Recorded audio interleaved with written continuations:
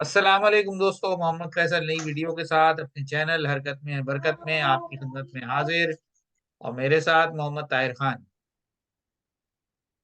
हाँ जी, अस्सलाम वालेकुम। क्या हाल चाल है सबके? मेरा नाम है Mohammad Tahir. Tell me something new channel का नाम है यूट्यूब पर। हाँ जी। कराची वाली लेग शुरू हो गई। एज एक्सपेक्टेड मैंने आपको कहा था ना कि कराची वाली लेग शुरू हो गई, लोगों के रोने शुरू हो गए। कराची वाले स्टेडियम क्यों नहीं आते? एक तो हाँ, इस शहर पे के बात बीचों करनी बीच है। स्टेडियम हो गया है, जगह है नहीं पार्किंग की। नहीं नहीं, इस पे बात करनी है, पहले मैच हाँ पे बात कर लेते हैं, फिर इस इशू पे बात करते हैं। भाई करा। हाँ, कराची किंग का स्कोर तो ऐसा कोई ऐसा नहीं था कि वो बहुत एक्स्ट्राऑर्डिनरी बना दिया उन्होंने। ये तो 160 वाला तो स्कोर अब नॉर्मल से चेज, और बिल्कुल सही 9 बॉलों पहले चेज होना बनता है। उन्होंने कैलकुलेटेड इनिंग खेली, 3 विकेटों पे बना लिया। कोई इतना बड़ा स्कोर नहीं था जिसमें कोई बहुत बड़ा रिस्क लेना चाहिए था। असल में बात वही आ जाती है कि कराची की टीम भी अनसेटल्ड टीम लग रही है, क्योंकि पहले मैच में उन्होंने 7 बॉलर खिला दिए, यानी 8वां बॉलिंग ऑप्शन केरॉन पोलार्ड था। फिर दूसरे मैच में उन्होंने एक कम किया। तो आज देखा जाए तो अगर आप कहें ऑल बेसिस कवर्ड के हवाले से कि उन्होंने अ, मुनासिब था कि नवाज को मिला के 5 बॉलर थे और फिर शुएब मलिक छठा बॉलर था, और बैटिंग में भी ऊपर जो है टिम सैफर्ड को खिलाया। लेकिन बात वही है कि ये इस दफा कराची किंग्स ने, जब वो ड्राफ्टिंग हो रही थी, मैंने तो पूरा ड्राफ्टिंग वाली तकरीब देखी थी, पूरी देखी थी मैंने। तो उसमें बाकायदा उन्होंने कहा था कि ये जो हैदर अजहर साहब हैं कोई, उनको खास तौर पर इस काम के लिए हायर किया गया था कि वो टीम को नए सिरे से बनाएं और ड्राफ्टिंग के अंदर बेहतरीन प्लेयर पिक करें। पता नहीं क्या पिक किया है भाई। यानी जितने प्लेयर पिक किए हैं सारे आउट ऑफ फॉर्म है। पहले जेम्स विंस को खिला रहे थे, उसने कुछ नहीं किया। टिम सैफर्ड को खिलाया, उससे कुछ नहीं हुआ। डुप्लॉय पता नहीं ये कौन आ गया, उसको खिलाया, उससे कुछ नहीं हुआ। यानी अजीब कोई, यानी अब आप 4 मैच आज इनके हो गए हैं, अभी तो चलो बहरहाल इनके पास टाइम है, 2 मैच ये जीत गए हैं। लेकिन इस तरह की अनसेटल्ड टीम जो है ना, वो किसी भी आप कह लें सामने वाली टीम की तरफ से, अगर आप कह लें किसी भी मैच में वो आ गया ना, एक ऑनस्लॉट टाइप चीज आ गई कि भाई दे धनाधन मार शुरू हो गई। 6 ओवर में 80 रन मार दिए उन्होंने पावर प्ले में। तो फिर ये तितर बितर हुई हुई टीम नजर आएगी। या अगर फॉर एग्जाम्पल ऊपर से 4-5 आउट हो गए, तो एक वो मामला हो जाएगा। 46 रन पे एक विकेट गिरी हुई थी 6 ओवर में, और 62 रन पे 4 आउट से। तो अजीब, यानी जिस तरह की केयरलेसनेस शोएब मलिक ने दिखाई, एक दफा रन आउट होने से बचा, दूसरी दफा कैजुअली दौड़ते हुए रन आउट हो गया। यानी इनको, बस मैं तो यही समझता हूँ कि अब ये शोएब मलिक को बस बस भाईजान, आप घर जाके बैठो। अब आप क्यों खिलाए चले जा रहे हैं? आप क्यों पिक ही ना करें? खत्म हो गई बात। कोई उसकी जगह कोई यंग यार प्लेयर, यानी वो आप। जो रीबिल्डिंग वाली चीज है ना, मैं उससे ही स्टार्ट करूंगा। हम्म। जी जी। रीबिल्डिंग वाली चीज को अभी मैं, फिर वही होता है, माइंड से निकल जाएगा। रीबिल्डिंग वाली चीज ना, मुझे लगता है कराची किंग्स समझ रहा था कि सबको निकाल के या सबको हटा के, या जो आप अगर नवाज की तो आप बार बार तारीफ करते रहते हैं, शोएब मलिक की भी करते रहते हैं। पोलार्ड फिर भी आज आखिर में थोड़े से रन बना गया, जो वो थोड़ा सा एक टारगेट को एक समझ लेंगे, 100 एवरेज की तरफ ले गया। बिलो एवरेज तो नहीं कहेंगे, लेकिन एवरेज की तरफ था कि डिफेंडेबल था। अगर कोई 3-4 विकेटें गिर जाती या ऐसा कुछ हो जाता तो शायद वो मैच कुछ बन जाता, लेकिन ऐसा कुछ हुआ नहीं। खैर, हम अपने अपने ही, वो बात होती है ना कि अपने ही उस पे बैठे हुए हैं, तैयार बैठे हुए हैं। कराची की टीम मजबूत बन सकती है उस सूरत में, जैसे रूथलेस सिलेक्शन मुल्तान सुल्तान करता है ना, या ड्राफ्टिंग में जैसे वो लेकर आते हैं प्लेयर्स और जिस तरह से सिलेक्ट करते हैं, वो हाँ, उस तरह बन सकता है। उसके लिए मेरे ख्याल से वसीम अकरम भी चॉइस नहीं है। उसके लिए कोई ऐसा मेथड का कोई ऐसा कोच ना, मिकी आर्थर, ये लोग नहीं है इस काबिल के। कोई ऐसी टीम जो किसी किस्म की दोस्ती यारी या पब्लिक रिलेशन पे ना सिलेक्ट हो, कोई ऐसी अब टीम मैं हो आपको जो ग्राउंड पे आपकी जाए बात और यहाँ परफॉर्म करे। आपकी बात यहाँ काट के फिर मैं इन शॉर्ट ये कह बोलिए। देता हूँ कि कराची किंग्स को भी चाहिए कि उसी तरह की चार औरतें रख ले जैसी मुल्तान ने रखी हुई हैं।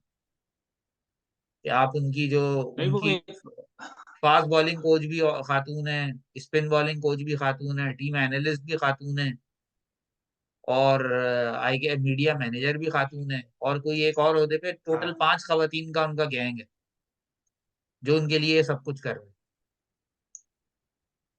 अच्छा।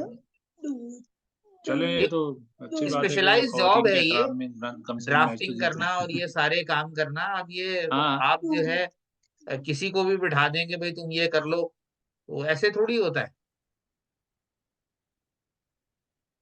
यार वो तो ARY किंग्स का मामला ही है ना, ये वो तो आपको पता है, वो जिस तरफ से लोग आए उनका दिमाग वाग तो होता नहीं, बस रोकड़े की बात करो, वो रोकड़ा आना चाहिए। चले बहरहाल आज के मैच में तो सूरत हाल ये और हुई कि कराची बड़े आराम से हार गया, और एक तरह से हम्म समझ लें कि दोबारा पॉइंट्स टेबल ओपन हो गया, क्योंकि लाहौर तो तकरीबन ऑलमोस्ट बाहर है। हम्म बाकी अब हड्डा जो है वो इस वक्त तक हम्म अनटिल एंड अनलेस के कोई बहुत ही बुरा हो जाए जो ऊपर की दो टीमें उनके साथ, तो लेकिन ऐसा नहीं है, तो वो ऊपर की दो टीमें तो क्वालिफाई करती हुई नजर आ रही हैं क्लियरली। बाकी बात रह जाती है हम्म तीन, पेशावर, कराची और इस्लामाबाद यूनाइटेड। अब इन तीनों के दरमियान जो है आज कराची के हारने की वजह से दोबारा सिचुएशन काफी ओपन हो गई, कि अब कराची के भी 5 मैचेस में जो है वो 4 मैचेस में हम्म कराची के 4 पॉइंट हैं, इस्लामाबाद के 5 मैचेस में 4 पॉइंट हैं, पेशावर के 5 मैचेस में 6 पॉइंट हैं, कोयटा के 4 मैचेस में 6 पॉइंट हैं, और 6 मैचेस में मुल्तान के 10 पॉइंट्स हैं। तो अब सूरत हाल जो है ना नीचे से काफी ओपन हो गई है। लाहौर के अलावा अब 2 स्लॉट्स पे 3 वो लोगों का अभी आपस में जो है ना वो मुकाबला है। तो अब देखते हैं कल का मैच जो है हम्म। वो किंग्स और ग्लैडिएटर्स का है। अच्छा, नहीं ये कराची के लिए तो अभी चांस है, कराची के पास इसलिए चांस है जी, कराची के पास इसलिए भी चांस है कि कराची जो है ना वो एक तो कम मैच खेला है, और अब कराची को आहिस्ता आहिस्ता ना पता चल रहा है कि किस टीम के खिलाफ हमें कैसा खेल के मैच मतलब जीतने हैं। ये जो सिचुएशन होती है ना कि मैच हाथ में हो, तो उसमें आप बंदे को फिर भी थोड़ी टारगेट आसान होता है उसके लिए कि यार हमें ये करके मैच जीतना है। तो बस हो सकता है ये फेवर में चला जाए कराची के। खैर मैं इतना सोच रहा नहीं, हूँ, वो नहीं दूसरा सोचता कराची के लेकिन। लिए तो अभी ये भी है ना कि उनके अब ज्यादातर मैचेस जो है वो कराची में ही है। उनको एक आप कह लें कि ये भी एक होम एडवांटेज वाला मामला होगा विकेट के हवाले से। दूसरी जो अहम बात है कि भाई कराची को ही बिलोंग करता है जो उनका कैप्टन भी है, काफी अरसे बाद ऐसा हुआ है। हम्म तो बाकी ये है कि जो नंबर ऑफ प्लेयर्स हैं उनमें जो खेल रहे हैं उनमें एक मीर हमजा ऐसा प्लेयर है जो जाहिर सी बात है कराची में खेलता रहा है, तो काफी इसकी जैसे कहना चाहिए वो अ, कराची की सिचुएशंस को जानता है। बाकी तो प्लेयर्स दूसरे शहरों के आए थे। तो बहरहाल देखते हैं कल कराची किंग्स क्या करता है कोयटा ग्लैडिएटर्स के सामने। कोयटा ग्लैडिएटर्स को अब 2-3 दिन का रेस्ट मिल गया है, 3 दिन हम्म का। फ्रेशन अप होके आएंगे, देखते हैं कल किस स्ट्रेटजी के साथ उतरते हैं इनके खिलाफ। अच्छा जी, अब हम आ जाते हैं जो शुरू में आपने बात की थी क्राउड के हवाले से।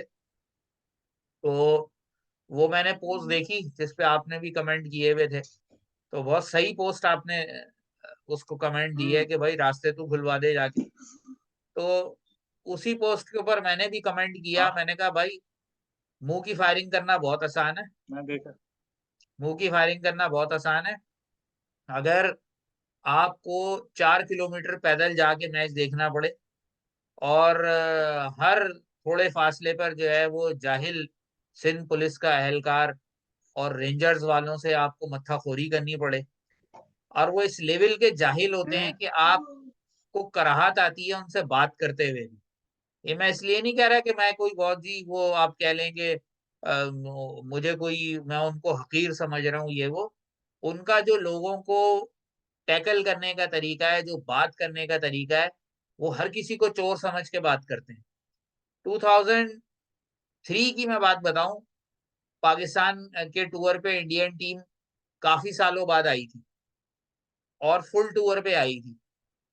रमीज राजा उस वक्त जो है वो सीईओ थे क्रिकेट बोर्ड के, और उस टाइम जब हम मैच देखने गए नेशनल स्टेडियम कराची, तो उसी तरह वही 3-4 किलोमीटर वॉक करके और गए, खैर बहरहाल चले गए। हसन स्क्वायर के ऊपर जो पुलिस वाले नाका लगा के खड़े होते हैं, उस नाके के ऊपर पुलिस वाले ने हमारे पास जो खाने पीने की चीजें थी, सैंडविच वगैरह, वो लेके रख ली। तो मैंने उसको कहा, मैंने कहा भाई ये देख, टिकट के ऊपर लिखा हुआ है कि आप नरम ग़िज़ा ले जा सकते हैं साथ में।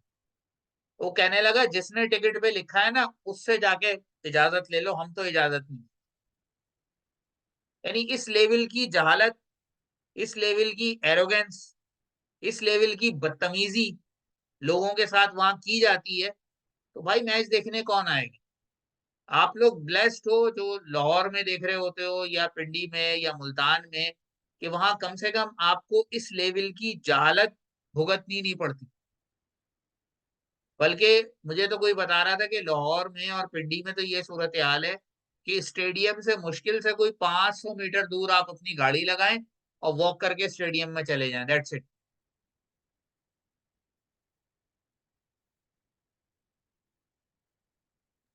हमारे वाले वैसे ही अब तो यार, एक तो ट्रैफिक का कोई निज़ाम नहीं है शहर में। अभी रिसेंटली अभी 2-3 हफ्ते पहले बारिश हो गई जिसमें सब कुछ जल-थल हो गया। इंफ्रास्ट्रक्चर बचा नहीं है सिटी में, तो ऐसे तो हालात फेस करने ही होंगे। वो जो रूट मैप सिंध पुलिस ने दिया था वो सारे गूगल पे शो कर रहा था ओपन, लेकिन जब वहाँ लोगों ने ट्रैवल किया तो वो सारे रास्ते ब्लॉक थे जहाँ-जहाँ से गुज़रे। खैर अब तो ये हम पॉइंट ले लिया, मेरे ख़्याल से इतना ही काफ़ी है, कल देखते हैं। एक कोर्ट बहुत और अहम कराची बात का मैच। जो डिस्कस करने वाली है, जो इस सवाल, क्योंकि जाहिर सी बात है हमारी सारी डिस्कशन क्रिकेट पे ही होती है। इंडियन क्रिकेट बोर्ड ने दो काम बड़े जबरदस्त किए हैं टेस्ट क्रिकेट को बचाने के लिए। नंबर एक हफ्ता पहले मैंने बताया था आपको कि भाई उन्होंने कंपलसरी कर दिया है पीएसएल की, वो जो उनकी आईपीएल की सिलेक्शन है उसके लिए रणजी ट्रॉफी हुँ, खेला हुआ लाजमी होना चाहिए। एक काम उन्होंने ये किया था, पिछले हफ्ते का डिसीजन था।